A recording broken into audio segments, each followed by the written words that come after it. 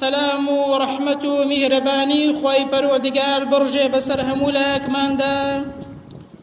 خۆی پەروەردگار بە ڕەحم و بەزەی خۆی بمانگێڕێ لە بەندە ڕاستەقینەکانی خۆی. بێگومان ئێمە لە زروف و زەمانێکدا دەژین ئینسان لە ماڵەکەی خۆیدا بەتەنیا دەتوانێ متابعی هەموو شتێ بکات لە چاکە و لە خراپە. دنیا وەکو شارێکی لە هاتووە ئینسان دەتوانێ لە ماڵەکەی خۆیدا ئەگەر ڕەقابەتی خوای پەروەردگار نەبێت لە چاکە و لە خراپە ئەوەی کە بێەوەی ئینسان دەتوانێ ئەنجامی بدات. بەڵام تەنها ئیمان و هەستکردن بە چاودێری خوای پەروەردگار ئینسان وا لێ دەکات کە دەستی نەچێتە هیچ خراپەیەک. بۆیە بە کورتی باس لەوە دەکەین هەستکردن بە چاودێری خوای پەروەردگار، هەستکردن بە ڕەقابەتی خوای پەروەردگار نیشانەی ئیمانی بەهێزە. خوای پەروەردگار دەفەرمێت وهو معكم أينما كنتم. خوای پەروەردگار بە زانست و زانیاریەکەی بە ئاگاداری لەگەڵتاندایە لە هەر شوێنێک بن. خوای پەروەردگار بەسەرتانەوە چاودێرە و ئاگاداری هەموو کار و کردەوەیەک و هەموو حەرەکاتێکتانە. وهروها دەفەرمێن وەلەقەد خەلەقنا الئینسان، ئێمە ئینسانمان دروست کردووە وەنەعلەم ما توەسوس به نەفسه، ئاگاداری نەک حاڵ و باڵین تەنانەت ئەوەی کە لە ناو دڵیشیدا هەیە ئینسان خوای پەروەردگار دەفەرمێ ئاگاداری هەموو شتێکین. وهروها دەفەرمێت وەنەحن ئەقرب إليه من حبل الورید، و ئێمە لە ڕەگی ملی ئەو ڕەگەی کە دەچێتەوە سەر دڵی ئینسان خوای پەروەردگار دەفەرمێ لە ئینسان نزیکترین. ئەوە پەیامێکە خوای پەروەردگار دەیەوێت تێمان بگێنێت ئینسان ئاگادار بەوا نەزانی دروست کراوی وێڵ کراوی، بەڵکو خوای گەورە چاودێری دەکات. ئینسانی ئیمانداریش هەمیشە هەست بە چاودێری خوای پەروەردگار دەکات.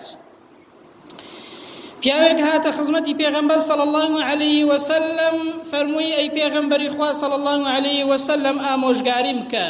پێغەمبەر فەرمووی ئوعبد الله كأنك تراه، ئامۆژگاریت دەکەم بەوەی کە خوای پەروەردگار بپەرستی بەو شێوازەی کە خوای پەروەردگار دەبینی. جا ئینسانێک عەزەمەتی ئەو خوای پەروەردگارە و گەورەی ئەو خوای گەورە ببینێ بێگومان ئەو کەسەیە دەستی ناچێتە هیچ خراپەیەک. بۆیە لەو فەرمایشتەی کە جوبرائیل هاتە خزمەتی پێغەمبەر صلی الله علیه وسلم لە یەکێک لە پرسیارەکاندا فەرمووی ئەی محەممەد پێم بڵێت چاکەکاری چییە؟ پێغەمبەر فەرمووی صلی الله علیه وسلم چاکەکاری ئەوەیە ئەن تەعبد الله كأنك تراه، خوای پەروەردگار بپەرستی وەکو ئەوەی کە خوای گەورە دەبینی چاوت لە خوای گەورەیە. فإن لم تكن تراه فإنه يراك، ئەگەر ئەتۆش خوای گەورە نەبینی دڵنیا بە خوای گەورە ئەتۆ دەبینێت. ئەو ئاەت و فەرمایشتانە پێمان دەڵێن ئینسانی ئیماندار لە نیشانەی ئیمانی بەهێزی ئەوەیە کە ئینسان هەست بە چاودێری خوای پەروەردگار بکات، هەست بە ڕەقابەتی خوای پەروەردگاری بکات. بەڕێزان، بۆیە ئیبن القەیم فەرموویەتی هەر کەسێک لە نەهێنیدا لە نادیاردا هەست بە بوونی خوای گەورە و ڕەقابەی خوای گەورە بکات، خوای پەروەردگاریش ئاشکرای ئەو ئینسانەیە ڕێک دەخات و هەروەها دەیپارێزێت. بۆیە بەڕێزان، یەکێک لە نیشانەکانی ئینسانی ئیماندار، بەهێزی ئینسانی ئیماندار ئەوەیە کە ئینسان هەمیشە هەست بە چاودێری خوای گەورە بکات، هەمیشە وا بزانی لە هەموو کار و کردەوەیەکتدا خوای پەروەردگار دەتبینێت. ئەنجا ئەو کەسانەی کە تەقوادارن، ئەو کەسانەی کە ئیمانداری ڕاستەقینن هەمیشە هەست بە چاودێری خوای پەروەردگار دەکەن. با گوێ لەو یەک دوو بەسەر هاتە بگرین. گەنجێک ویستی ئافرەتێک تووشی ئەوە بکات کە لە ڕایەکەی خۆی لای بدات و هەروەها خۆی تەسلیم کات.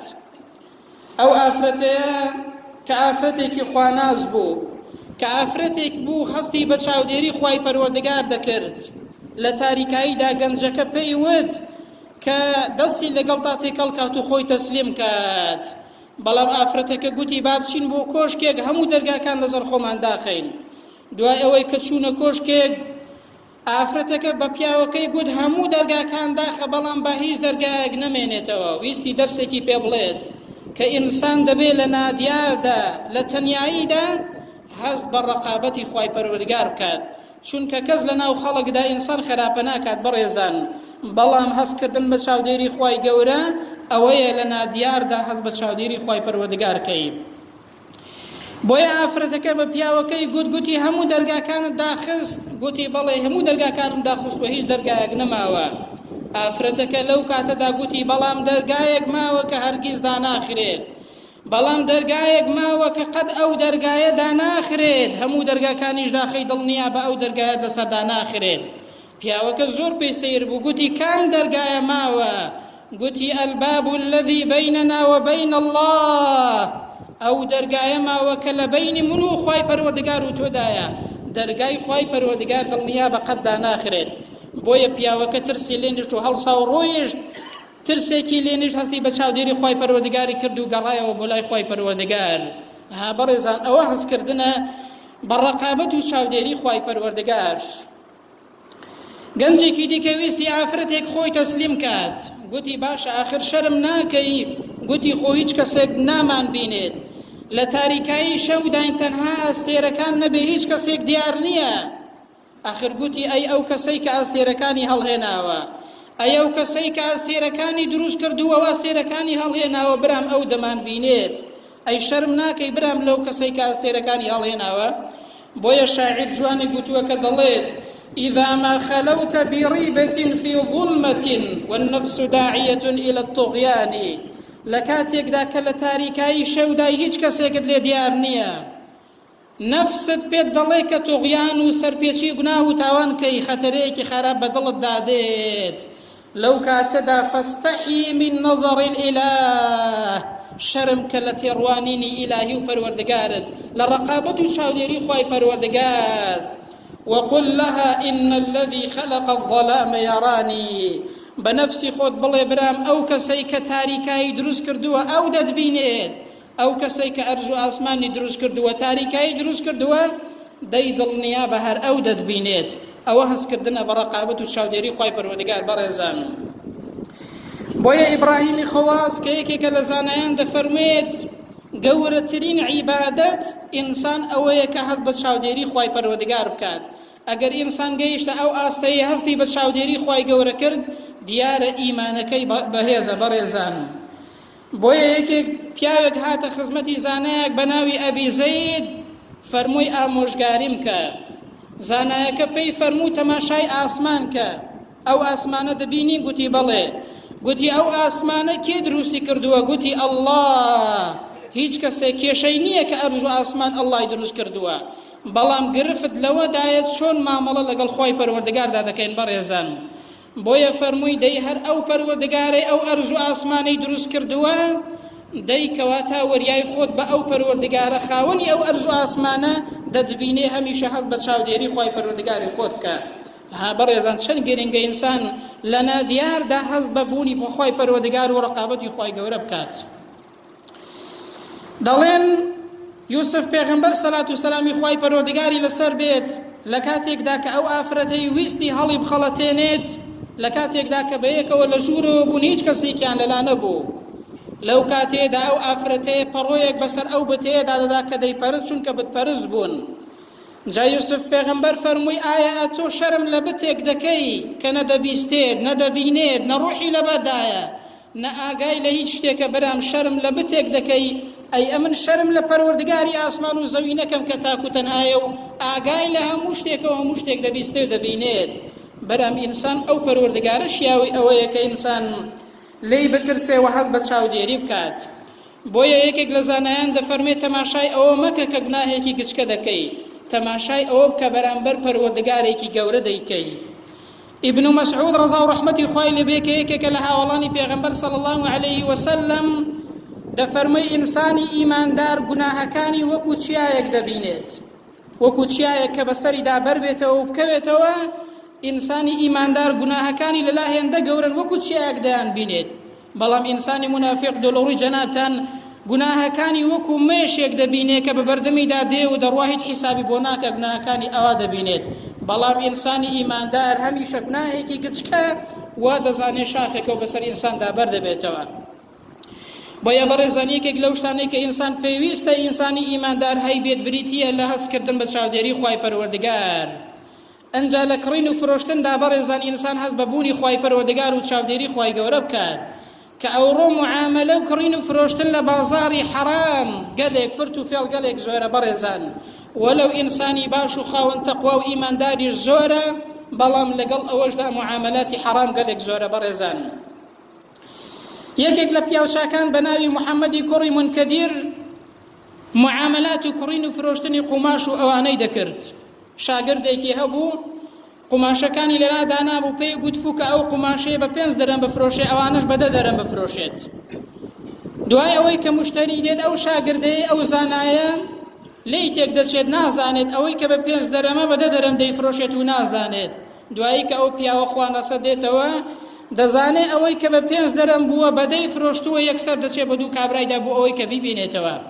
بەڕێزان ئینسانی ئیماندار ئاوایە هەست بە چاودێری خوای پەروەردگار دەکات حەرام ناخوات نەک لە مزگەوت بێ و لە دەرەوەش معاملەی حەرام بێت. بۆیە بە دوای پیاوەکەیدا دەگەڕێ هەتاوەکو دەیبینێتەوە پێی دەڵێ کاکە شاگردەکەم ئەو پۆشاکەی پێفرۆشتووی بە 10 دەرەم بە 5 دەرەمە دەبەیان 5 دەرەمەکەت دەمەوە یان ئەگەر ڕازینی قوماشەکەم دەوە پارەکەی خۆت دەدەمەوە. دەڵێ کاکە ئەمن ڕازیم قەیناکە مشکلە نییە بە 10 دەرەمەکەش قبوڵمە. دەڵێ کاکە من ڕازی نیم بەوەی کە خەڵک بە 5 دەرەم بێ بەدەم پێ بفرۆشێت ئاواش ڕازی نیم بە تۆ بە 10 دەرەم بفرۆشێت لە کاتێکدا کە بە 5 دەرەم بێت. بۆیە پیاوەکە ڕازی دەبێت بەوەی کە 5 دەرەمەکەی دەداتەوە یەکسەر دەڕوات. دەپرسێ دەڵێ ئەو پیاوە ئیماندار و دیندار و حەڵال خۆرە کێیە؟ دەڵێن ئەوە محەممەدی کوڕی منکەدیرە پیاوی خواناس و خاوەن تەقوایە. دەڵێ بەڕاستی ئەگەر لێمان قەوما باران نەباری شیاوی ئەوەیە دوعای پێی بڵێن کە دوعامان بەوکە بۆ ئەوەی کە باران ببارێت.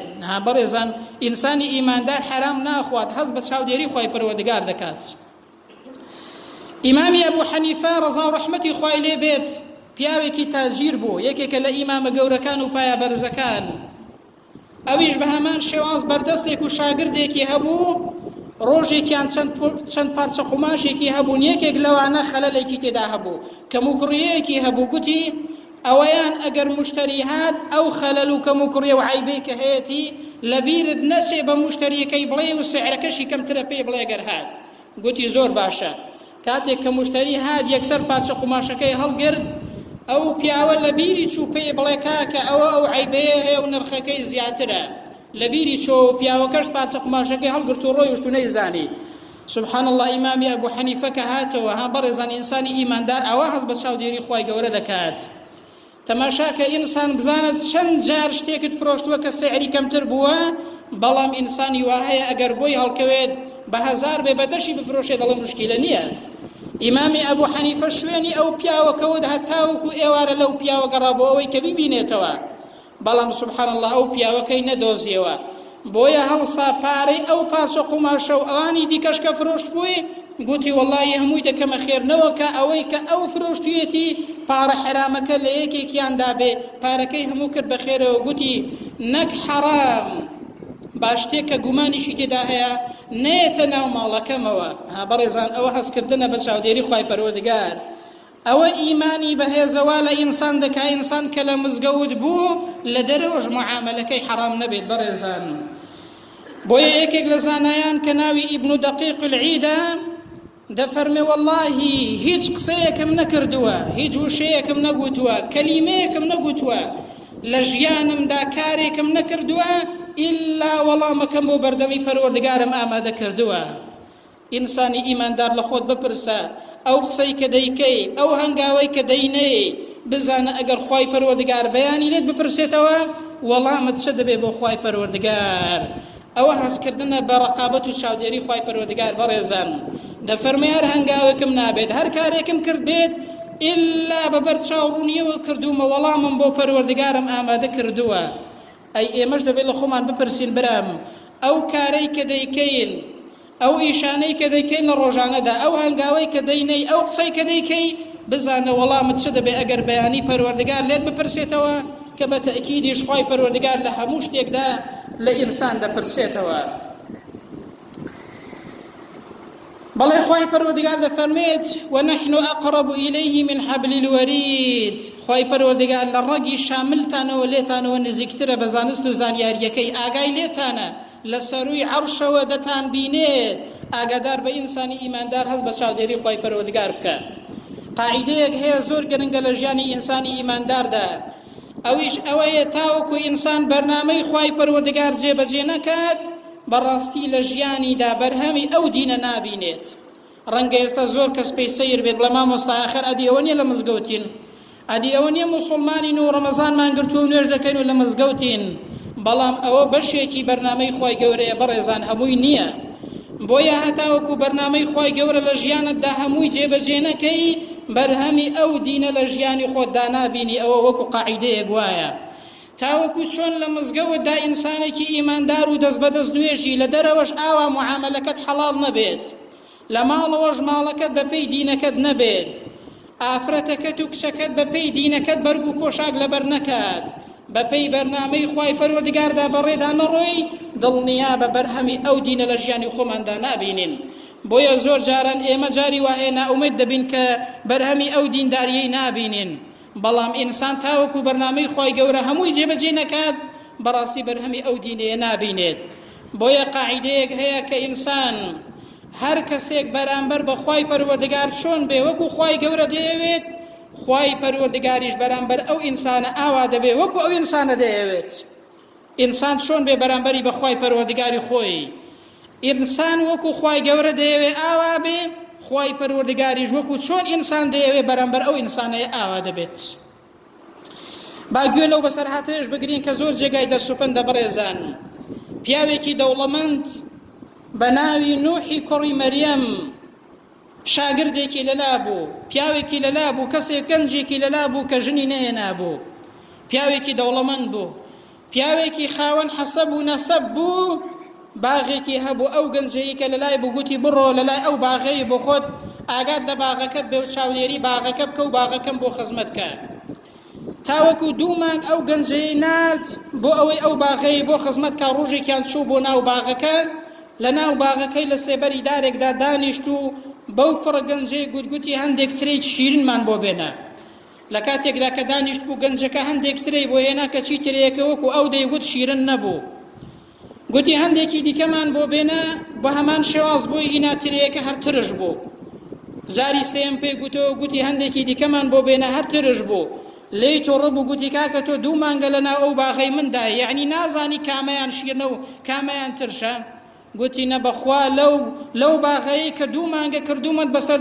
بە چاودێری ئەو باغەیەوە هەتا وەکو ئێستا یەک دنکم لێ نەخواردەوە گوتی بۆچی گوتی چونکە تۆ گوتوتە خزمەتی کە نەدوتوە لەی بخۆ بەڕێزان ئەوە ئیمان و تەقوایە ئەوە هەستکردنە بە چاودێری خوای پەروەردگار ئینسانی وا هەیە لە مزگەوت هیچ عیبی نییە دوو لە ڕووی جەنابتان بەڵام ئەگەر چۆ دەرەوە هەرچی حرام هەیە لێی هەڵکەوێ دەیکات ئەوەیە کە ئینسان بەرنامەی خوای گەورە دەبەجێ بەجێ بکات لە ژیانیدا ئەوەیە کە ئینسان بەرنامەی خوای گەورە یعنی پەیوەستە بە هەموو ژیانی ڕۆژانەمانەوە بۆیە ئەو پیاوە دەوڵەمەندە زۆر پێی سەیر بوو گوتی وەڵڵی مادام ئاوا خاوەن تەقوو و وەرعی بەخوا دەبێ پرسێکت پێ بکەم کچێکم هەیە لە ماڵەوە کچێکی زۆر جوان و چاکە زۆر خاوەنی ئیمان و ئەخلاقە زۆر پیاوی دەوڵەمەندیش هاتووە بۆ داوای پیاوی حەسەب و نەسەب هاتووە بۆ داوای خاوەنی پلە و پایە پیاوی دەوڵەمەند هاتووە مەشوەرەتێکت پێ بکەم بزانم کچەکەم بە کێ بدەم پێت باشە گوتی وەڵڵا قوربان جاران لەسەر دەمی جاهیلیەتدا عەرەب کچیان دەدا بە خەڵک لەبەر حەسەب و نەسەب و بنەماڵە و بەرزی و ئەوانە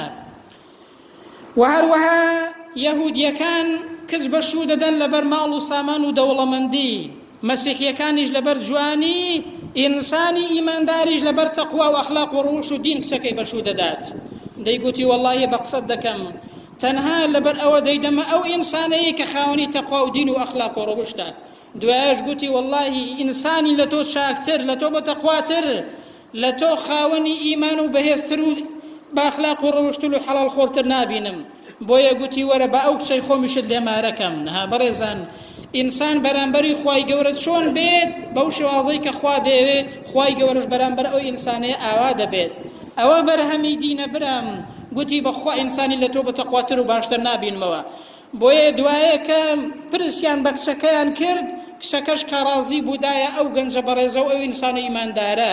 تەماشاکەن بەڕێزان، ئەوە نەتیجەی هەستکردنە بە ڕەقابەت و چاودێری خوای پەروەردگار.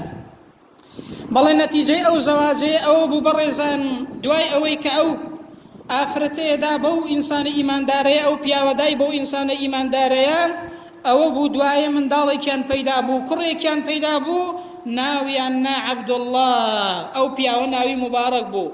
کوڕێکیان پەیدا بوو، ناویان نا عەبدوڵڵای کوڕی مبارەک. ئێستا ئەو عەبدوڵڵای کوڕی مبارەکە یەکێکە لە زانایان، یەکێکە لە پیاوچاکان، یەکێکە لە پیاوە زاهیدەکان بەڕێزان. ئەوە ئالە و کوڕ و کچەیەوە پاشکەوت. ئەوە بەرهەمی هەستکردنە بە چاودێری خوای پەروەردگار. کەواتە بەڕێزان، دەرەنجامی کۆتایی ئەو بابەتە چیمان پێ دەڵێت کە باسی هەستکردن بە ڕەقابەت و چاودێری خوای پەروەردگارمان کرد؟ پێمان دەڵێت بەر لەوەی کە بگەینە ڕۆژێک کە هیچ نهێنیەک نامێنێت، پێمان دەڵێت بەر لەوەی کە ڕۆژێکدا بێ ئینسان محاسبە بکرێت، با لە دنیادا خۆمان محاسبە بکەین. بەر لەوەی کە بگەینە ڕۆژێک لێمان دەپرسرێتەوە یەومە توبلە السەرائیر، هەرچی نەهێنی هەیە هەمووی بە دەردەکەوێت و هیچی نامێنێت کە ڕۆژی قیامەتە. دەی با ئینسان بگەڕێنەوە بۆ لای خوای پەروەردگار و هەست بە چاودێری خوای پەروەردگار بکەین. بەر لەوەی کە ئەندامەکانمان شاهیدیمان لەسەر بدەن، با خۆمان تەماشای دەفتەری ئەعمالی خۆمان بکەین. ئەوە نیشانەی ئیمانی بەهێزە بەڕێزان. پێغەمبەر صلی الله علیه وسلم ڕۆژێکیان پێکەنی، دوای ئەوەی کە گوتیان ئەی پێغەمبەری خوای بەچی پێدەکەنی؟ فەرمووی وەڵا بەوە پێکەنیم مناقەشەی ئینسانێک لە ڕۆژی قیامەتدا مناقەشە لەگەڵ خوای پەروەردگاردا دەکات. فەرمووی ئینسانێک دێنن لە ڕۆژی قیامەتدا، ئینسانێکی خراپەکارە و خراپەی کردووە خوا پەناماندات. ئەو ئینسانە بەخوای پەروەردگار دەڵێت، کاتێک کە محاسبەی دەکەن و لێی دەپرسنەوە، بەخوای پەروەردگار دەڵێ ئەی خوای پەروەردگار، ئەتۆ نەتفەرمووە ئەمن زوڵم ناکەم لە هیچ بەندەیەکم؟ خوای پەروەردگار دەڵێ بەڵێ من زوڵم ناکەم لە هیچ بەندەیەک، بەقەد یەک مسقال زەڕەش خوای پەروەردگار زوڵم لە هیچ بەندەیەک و لە هیچ کەسێک ناکات.